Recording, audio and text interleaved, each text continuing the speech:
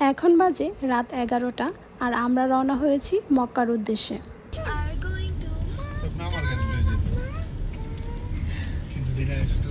রিয়াদ থেকে মক্কা যেতে প্রায় 6 ঘন্টার মতো সময় লাগবে, কিন্তু মক্কা যাওয়ার আগে আমরা পৌঁছবো তায়েফে। তো 5 ঘন্টা পর আমরা তায়েফে মসজিদুল মিকাতে এসে পৌঁছালাম। এখান থেকেই আমাদের হজের প্রথম ধাপ শুরু হবে। এখানে এসে আমরা সবাই গোসল সেরে নিয়েছি। এখন যাচ্ছি মসজিদুল মিকার ভিতরে ফজরের নামাজ পড়ার জন্য। তো এখানে আমি খুব বেশি একটা ভিডিও ফুটেজ নিইনি, যেহেতু একটা মসজিদ সংশ্লিষ্ট ব্যাপার আছে আর আমরা একটা পবিত্র কাজে যাচ্ছি।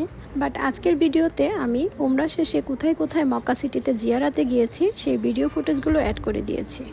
সেগুলো দেখতে হলে আমাদের পুরো ভিডিওতে থাকতে হবে। মসজিদুল মিকাতে ফজরের নামাজ শেষ করে আমরা এখন রওনা দিব উমরার উদ্দেশ্যে। তায়েফ থেকে মক্কাতে পৌঁছাতে আমাদের প্রায় 1 থেকে 1.5 ঘন্টা সময় লাগবে।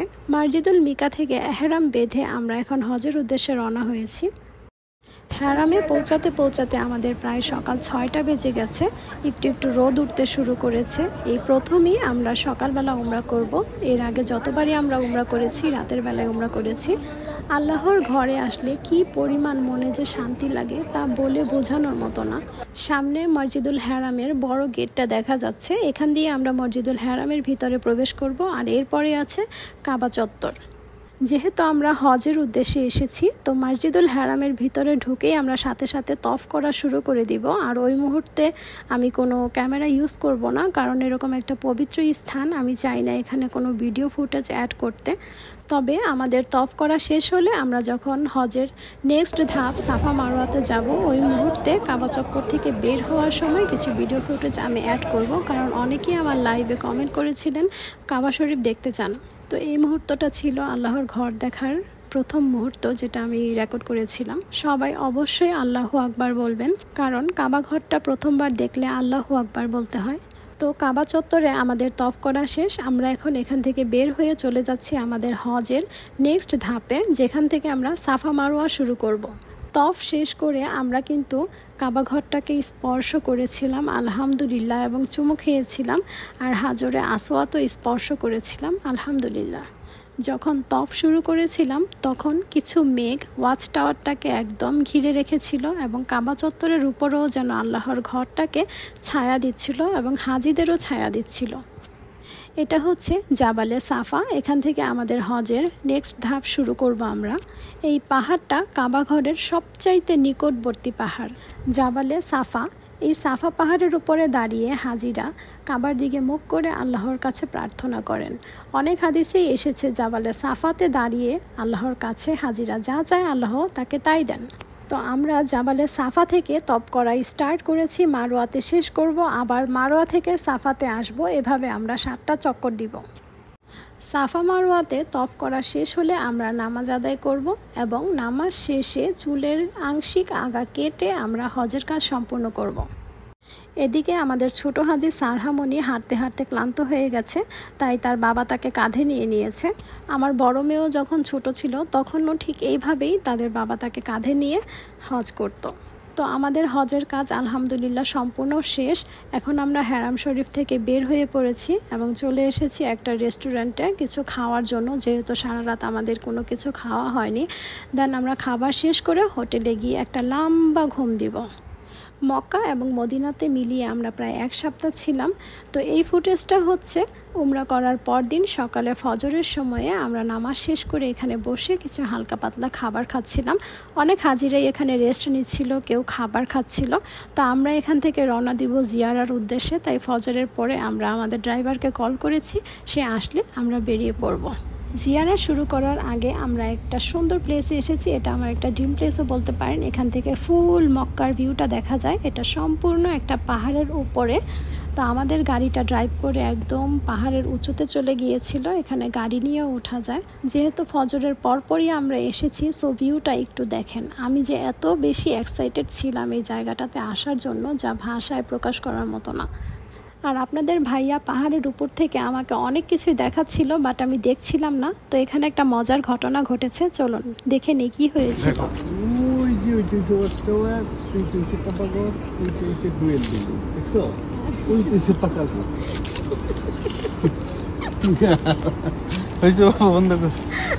তো ওর রিয়াকশন দেখে অ্যাকচুয়ালি আমি হাসতে হাসতে শেষ।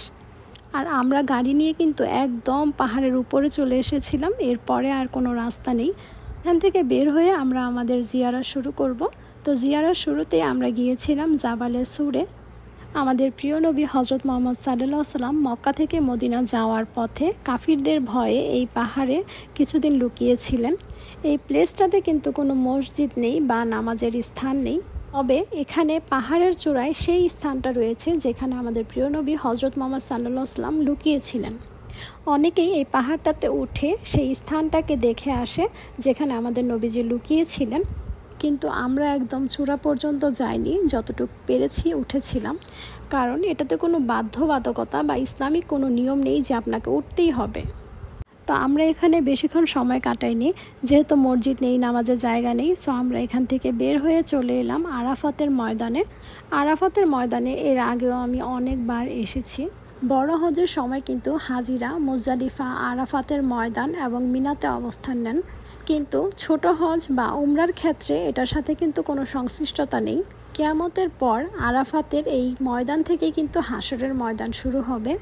আমাদের প্রিয় নবী হজরত মুহাম্মদ সাল্লাল্লাহু আলাইহি ওয়াসাল্লাম যখন মক্কা ছেড়ে মদিনাতে চলে যাবেন, তখন এখানে দাঁড়িয়ে শেষ বিদায় হজের ভাষণ দিয়েছিলেন। আমি জায়গাটা আপনাদেরকে জুম করে দেখিয়ে দিয়েছি। 2017-18 সাল থেকে 2025 সালে কিন্তু আরাফাতের ময়দানে অনেকটাই পরিবর্তন এসেছে। সবচেয়ে দুঃখজনক ব্যাপার হলো এটা এখন একটা ভিজিটিং প্লেসে পরিণত হয়ে গেছে। আমার মতে ইসলামিক প্লেসগুলোকে মার্কেট প্লেস না বানানোটাই বেটার। সব জায়গায় মুসলমানরা আসবে, দেখবে, শিখবে, কিন্তু এখানে এসে যদি শপিংয়ে বিজি থাকে, ব্যাপারটা আসলেই খুবই দুঃখজনক। সারাদিন জিয়ারাতে অনেক জায়গায় ঘুরেছি, দেন সন্ধ্যার পর আমরা এসেছিলাম একটা রেস্টুরেন্টে। এটার ভিউটা খুবই সুন্দর, উপরে লাইটিং করা ছিল আর একদম সম্পূর্ণটাই একটা খোলা স্পেসে ছিল। তো এখানে আমরা কিছুক্ষণ বসে চা কফি খেয়ে নিলাম। দেন আমাদের রাতের প্ল্যান হচ্ছে আমরা সারা রাত ঘুরবো আর ফজরের নামাজ পড়ে দেন আমরা হোটেলে ব্যাক করব। তো এখানে একপাশে আই লাভ মক্কা লেখা একটা সুন্দর প্লেস ছিল, যেখানে আমি একটা শর্ট ভিডিও মেকিং করেছি, এটা অবশ্যই আপনারা দেখেছেন। দেন আমরা চলে আসি ওয়াচ টাওয়ারের গ্র্যান্ড ফ্লোরে। ওয়াচ টাওয়ারের গ্র্যান্ড ফ্লোরগুলো ছিল শপিং সেন্টার এবং উপরে হচ্ছে হোটেল। তো এই প্রথমবারই আমি ওয়াচ টাওয়ারের ভিতরে ঢুকেছি, এর আগে সম্পূর্ণ বাইরে থেকে দেখেছি বা ভিডিও ফুটেজ নিয়েছি। আমরা যখন ওয়াচ টাওয়ারে ছিলাম তখন কিন্তু আমি লাইভ অন করেছিলাম, অনেকেই হয়তো এটার ফুল ভিউটা দেখেছেন লাইভে। তো এখান থেকে বের হয়ে আমরা চলে গেলাম হেরামের পাশে নবীজির জন্মস্থান যেখানে, মানে নবীজির বাড়ি যেখানে, সেটা দেখার জন্য। যাওয়ার সময় একটা এলইডি টিভিতে কাবা ঘরের ভিউ শো হচ্ছিল, দেন আমি ওটাকে ভিডিও করেছিলাম কারণ আমার খুবই ভালো লেগেছিল। এটাই হচ্ছে আমাদের হজরত মুহাম্মদ সাল্লাল্লাহু আলাইহি ওয়াসাল্লামের জন্মস্থান বা নবীজির বাড়িও বলতে পারেন। আর এ পাশে হচ্ছে তার চাচা আবু জাহেলের বাড়ি ছিল, যেটাকে এখন ভেঙে টয়লেট বানানো হয়েছে। নবীজির বাড়ি থেকে তার চাচার বাড়ির দূরত্ব কিন্তু খুবই বেশি নয়, শুধু মাঝখানে একটা খোলা স্পেস, দেন হচ্ছে দুইটা বাড়ির সীমানা। তো ঘুরতে ঘুরতে আমাদের প্রায় রাত 3টার মতো বেজে গেছে। আমরা চলে আসি হেরামের ভিতরে তাহাজ্জুদের নামাজ পড়ার জন্য। তো নামাজের পর আর হোটেলে ব্যাক করতে ইচ্ছে করছিল না, ইচ্ছে করছিল এখানেই থাকি। আল্লাহর ঘর এত মায়াময়। তো আজকের ব্লগটা এই পর্যন্তই। ইনশাল্লাহ ভেরি সুন মদিনার ভিডিও আসছে। কারা কারা মদিনার ভিডিও দেখতে চান অবশ্যই কমেন্ট বক্সে জানাবেন।